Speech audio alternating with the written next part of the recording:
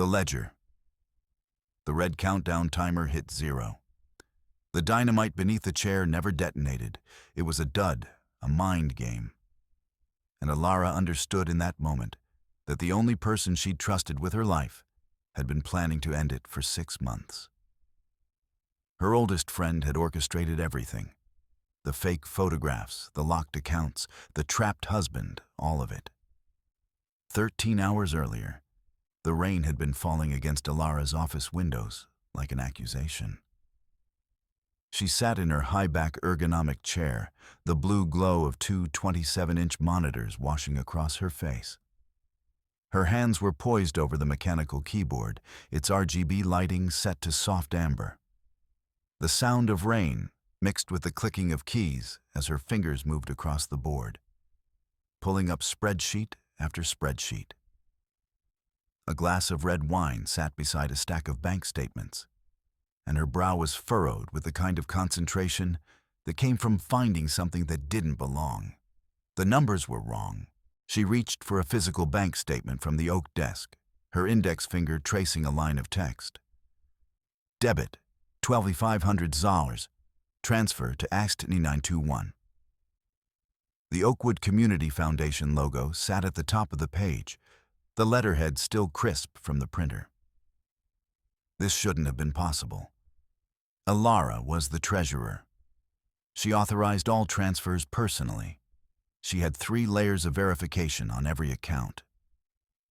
She typed her credentials into the login box.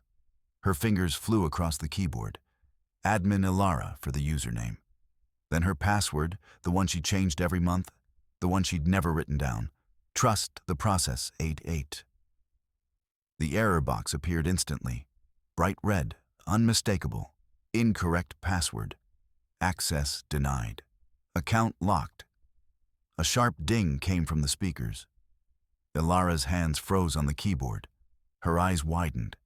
She stared at the red box, reading it again, then again, as if the words might rearrange themselves into something that made sense. Someone had changed her password. The only person besides her who had that level of access was Marcus. They'd worked together on the foundation for 8 years. He was the co-chair. They'd built that organization from nothing, watched it grow from a small community fund to one that distributed nearly $500,000 a year to local schools and nonprofits. Marcus was the only one who knew the master credentials. She picked up her iPhone, her thumb sliding across the screen until she found his contact. She hit the call button. Straight to voicemail. Her breathing accelerated. She left a message, her voice tight and controlled despite the panic that was beginning to curl in her chest. Marcus, pick up. Something's wrong with the access codes. Call me back immediately. She hung up. She stared at the phone. She called again. Voicemail. Again. The rain kept falling. By the time the streetlights flickered on downtown, Alara had discovered more. The bank had confirmed it. Someone had initiated a withdrawal of $247,000 from the foundation's primary account just that morning. The transaction was flagged as internal transfer by authorized personnel. The timestamp read 06:47 a.m. before she'd even woken up. She'd called the bank 7 times. She'd called Marcus 12 times. He never answered. At 11:47 p.m., her phone buzzed with a text message from an unknown number. The Rusty Anchor. Back alley. Come alone. Bring nothing. I have what you need. She'd read it 3 times, then deleted it, then read the deleted message from her trash folder, then called the police non-emergency line, only to hang up when she realized she couldn't explain any of this without incriminating herself somehow. She was the treasurer. The money was missing. She was the one whose password had been changed. It took her 23 minutes to find her black trench coat, button it up to her chin, and make her way down to the street level of her downtown apartment building. The alley behind the Rusty Anchor smelled like stale beer and brine. The brick walls were slick with moisture, and puddles reflected the dim glow of the security lights above the pub's back door. Alara's boots splashed through them as she walked deeper into the alley, away from the streetlight on the main road. The night swallowed her. She could hear the echo of her own footsteps, the distant sound of traffic from the avenue, but nothing else. She was about to turn back when a figure emerged from behind a dumpster. It was Sarah. Her oldest friend, the girl she'd met in 3rd grade. The person who'd been at every birthday party, every breakup, every moment of consequence in her adult life. Sarah was wearing a nylon jacket that whispered against her body as she moved, and her blonde hair was wet from the rain, plastered to her forehead. She looked terrified. Alara moved toward her for an embrace, but Sarah stepped back, holding something between them like a shield. A manila envelope, thick and worn at the edges. "Don't," Sarah said, her voice barely above a whisper. They stood there, 3 feet apart, with the envelope separating them like a physical barrier. Sarah opened it. She pulled out a series of photographs, 8 by 10 glossies with that professional quality that came from expensive photography equipment. She held one up, and Alara's breath caught. The photos showed David, her husband, handing a leather suitcase to someone Alara recognized immediately. Leo, the ghost Vane, the local crime figure whose name appeared occasionally in the news, always for reasons having to do with money movement and organized theft. In the photograph, they were in the back of a black SUV, shaking hands. David was smiling. The suitcase was open, and even from the distance of the photograph, Alara could see bundles of cash inside. "I didn't want to be the one to show you this," Sarah said, her voice flat and professional in a way Alara had never heard before. "But David didn't lock you out. I did. To protect the foundation from him." Alara stared at the photo. Her mind was sorting through the implications, each one worse than the last. David was involved in something illegal. David was working with criminals. David had stolen from the foundation. David was... She stopped. Her eyes narrowed as she focused on a detail in the photograph. David's forearm. There, clear as day in the afternoon sunlight streaming through the SUV window, was the D+S tattoo.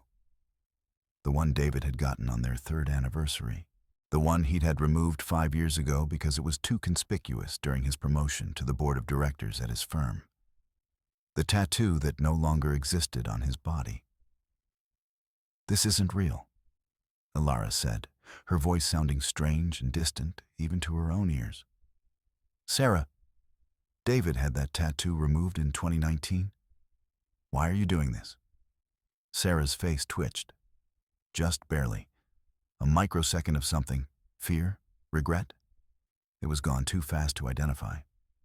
Before Alara could say anything else, 2 figures stepped out of the darkness behind Sarah. Gray hoodies, one carrying a lead pipe, the other wearing leather gloves, fists already clenched. The lead pipe swung in a horizontal arc aimed at Alara's ribs. She reacted without thinking, her body dropping into a crouch. The pipe whistled over her head and clanged against the metal dumpster with a sound that sent sparks exploding into the darkness like angry fireflies. She came up underneath the swing and drove her palm upward into the first thug's chin. His head snapped back.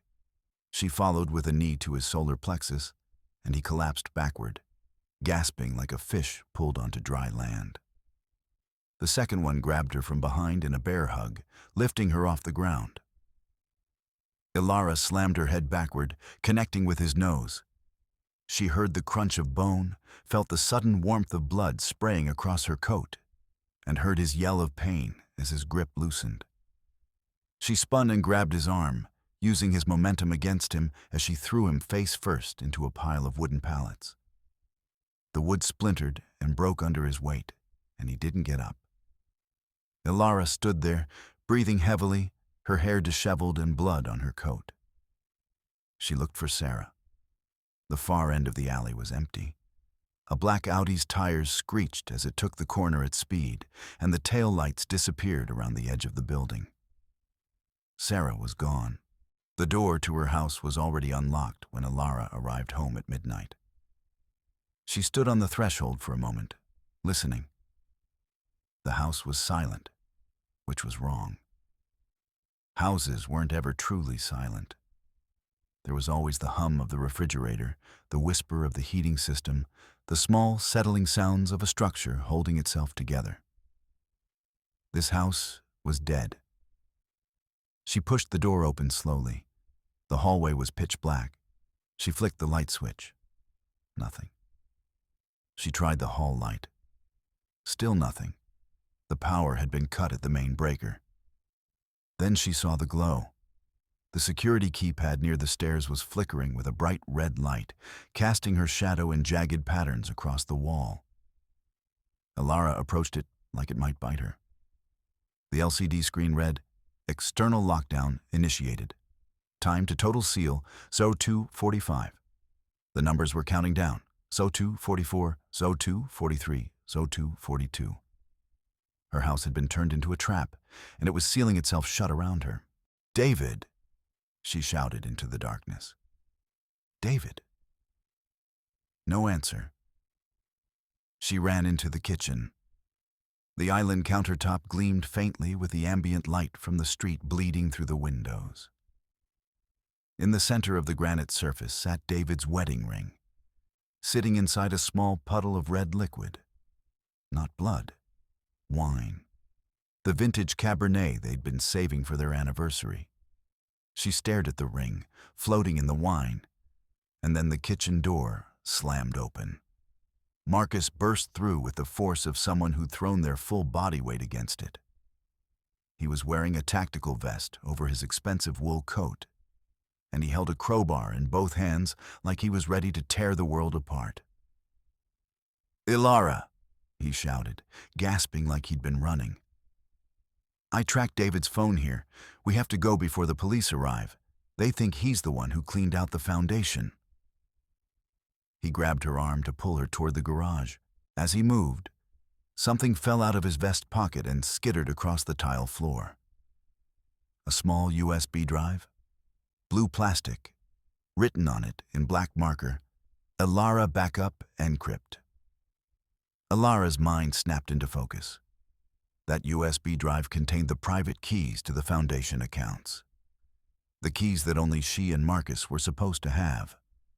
The keys that, if someone possessed them, would allow them to access and transfer every cent of the Foundation's money without a single trace that they hadn't been authorized. She pulled her arm back. Marcus's face changed. The hero mask slipped away like a face mask at the end of a party. He reached for his waistband, and Alara saw the butt of a pistol tucked there. "You were always too smart for your own good, Alara," he said, his voice cold and thin like a knife edge. "It's a shame. You would have made a great widow." Alara kicked a kitchen stool at him, knocking his aim off. She dove through the doorway into the garage as a gunshot cracked through the air, the bullet splintering the wooden doorframe behind her. The garage was darker than the house, which meant it was nearly pitch black. She grabbed at the first thing her hands found, a heavy industrial flashlight from the workbench. And as Marcus rounded the hood of her SUV, she swung it with everything she had. The flashlight caught him in the solar plexus. He wheezed but grabbed the flashlight. They struggled for control, their bodies slamming against the side of the SUV and denting the door panel with a crunch of metal that sounded final. Using her hip to throw him off balance, Alara rammed his head against the concrete pillar that supported the garage structure. There was a sickening thwack, and Marcus dazes for a moment. His grip loosened. He dropped the gun. The garage door started to slide down with the mechanical whir of the lockdown sequence. Alara slid under the moving door just as Marcus lunged for her ankle. She kicked him in the face through the rapidly closing gap, and he yelled in pain as the door sealed shut with a heavy thud, locking him on the other side. The countdown outside was approaching 0030. The abandoned warehouse by the docks was a skeletal structure, half falling into itself in the harbor below. Ilara climbed through a broken window on the north side, the air thick with salt and the smell of rotting wood. She held a small pocket knife, blade extended, 3 inches of steel that felt inadequate against whatever was waiting for her inside. The floor was covered in debris, broken crates, tangles of rope, industrial equipment so old it had fused with rust. Her footsteps echoed. She moved deeper into the structure, her flashlight beam cutting through the darkness, creating more shadows than it dissolved. She found David in a glass-walled foreman's office. He was tied to a metal chair with heavy duct tape wrapped around his chest. A piece of tape sealed his mouth. His eyes were wide with terror, and his forehead was bruised where he'd been hit. When he saw her, he started jerking his head frantically, pointing with his chin downward, down toward the bottom of the chair. "I'm getting you out," Ilara whispered, rushing to him and starting to cut the tape on his chest. David was shaking his head, his eyes bulging. He was pointing downward so hard his neck was straining. She looked down, and the knife nearly fell from her hand. Taped to the underside of the seat was a cluster of 4 red sticks, connected by tangled green and yellow wires to a digital timer. The timer was running. 0:45, 0:44, 0:43. Ilara peeled the tape off David's mouth. He screamed at her immediately, his voice hoarse and desperate. "Leave, Ilara, leave." Sarah and Marcus planned this together. Sarah appeared on the other side of the glass office wall, and she was smiling. She held a remote detonator in one hand, black with a single red button on top, and a glass of champagne in the other. Ilara recognized it immediately. It was from her own kitchen, one of the crystal flutes she'd inherited from her mother. Sarah tapped on the glass with the detonator. She pointed at the timer, which now read 0:15. She raised the champagne glass in a mock toast. "You were the one with the perfect life, Ilara." Sarah's voice came through an intercom system, distorted and thin. "The chosen family. I just chose the money instead." Below Sarah's feet on the concrete floor was a small toolkit, a cruel joke. Inside was a single pair of wire cutters with blue handles and a post-it note. "Pick the right one." Ilara remembered suddenly a rhyme. Something she and Sarah had made up when they were kids, a silly mnemonic device for remembering the order of something or other. She couldn't remember what it was for, but the rhyme was crystal clear in her mind. The rhythm of it, the way Sarah used to sing it. Green first, then yellow comes next. Green first, then yellow comes next. She grabbed the wire cutters. Her hands were shaking so badly she could barely grip them. The timer read 0:05. She positioned the cutters around the green wire. Sarah's smile faltered. Ilara snipped the wire. The timer stopped at 00:01. Nothing happened. No explosion, no boom. Just silence, and the sound of her own breathing, harsh and rapid, filling the glass office. It had been a fake, a dud, another mind game. Sarah had never intended the bomb to go off. She just wanted them to believe they would die. She'd wanted them to know what it felt like. From the other side of the glass, Sarah's face contorted with rage as she realized her game was over. She ran. Ilara burst through the office door and tackled her. They tumbled over a railing, falling 10 feet into a pile of mesh fishing nets on the warehouse floor. The nets tangled around their limbs, sticky and constricting, and they thrashed at each other like animals caught in a trap. Sarah pulled a small ceramic knife from her boot and slashed at Ilara. Ilara blocked with her forearm, receiving a shallow cut that burned like fire. She grabbed Sarah's wrist, twisted it until the knife dropped, and delivered a headbutt that sent Sarah's head snapping back. Ilara pinned her down against a shipping crate marked "Fragile" in red letters. Then Marcus appeared above them on a gantry crane, and he was brandishing a heavy steel chain. He swung it down toward Alara with murder in his eyes. The chain whistled through the air, the links rattling like the tail of a machine gun. Alara rolled away, just as it smashed into the shipping crate where she'd been, splintering the wood into pieces. She spotted the main control panel for the crane, a rusted metal box with a large red lever. She sprinted toward it, her feet pounding on the concrete, and the chain came down again, missing her by inches. She slammed the lever into reverse and then immediately into emergency lock. The gears of the crane screamed in protest. The entire mechanism locked up. Grinding metal, a high-pitched mechanical whine that sounded like something dying, and old grease began smoking on the gears. The gantry platform jerked violently. Marcus lost his footing, the chain flying out of his hands. He tumbled into a secondary storage bin filled with industrial foam beads. White foam beads exploded upward like a cloud, and Marcus disappeared into them, screaming. Alara reached into her pocket and pulled out her backup phone. She hit a single button. Broadcast. An electronic chime sounded. The phone screen displayed, "Live stream active, 5,000 viewers." She walked toward Sarah, holding the phone steady. The camera focused on her former friend's bruised and tear-streaked face. "Tell them, Sarah," Alara said, her voice steady and cold. "Tell the 5,000 supporters of the Foundation where the money is. Or I let the police find the real ledger I found in Marcus's vest." Sarah looked into the lens of the camera, and for a moment, her arrogance seemed to crack. But only for a moment. Then she started talking, her voice frantic and desperate.